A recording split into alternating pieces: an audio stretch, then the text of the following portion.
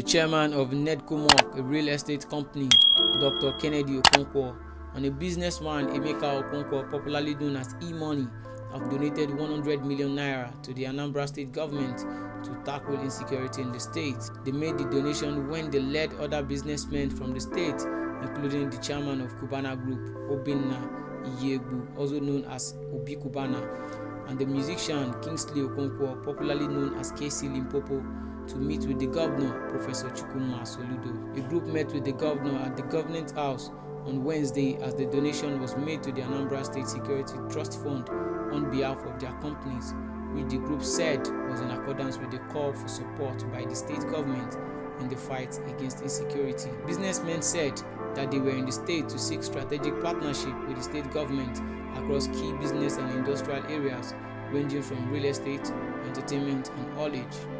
Kennedy Okonkwo, who led the group, told the governor that they are happy with his fight against criminals in the state and would always support him.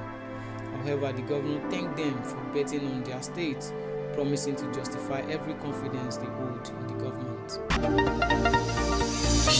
The Federal Capital Territory Administration (FCTA) has started the demolition of over 100 buildings constructed on waterways at Dutse Makaranta, a populated suburb in Buhari area council. Mr. Ekaru Atta, the senior special assistant to FCT Minister on monitoring, inspection and enforcement, led the demolition team to the area on Wednesday.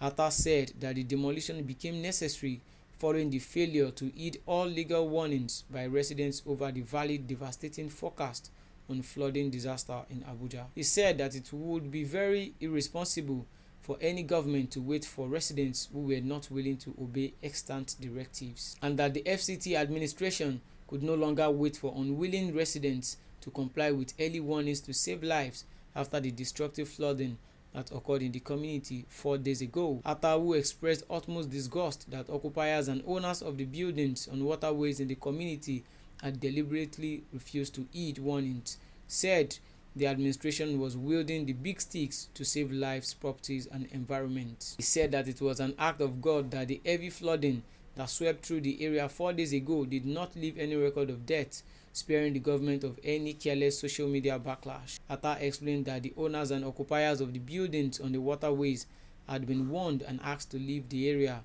from the onset but refused to comply, hence the forceful ejection. He said it was particularly bitter that some of the doomed buildings were a private school, churches where innocent children, wards, and worshippers would have been swept away had the flooding occurred on working days or even during religious feasts.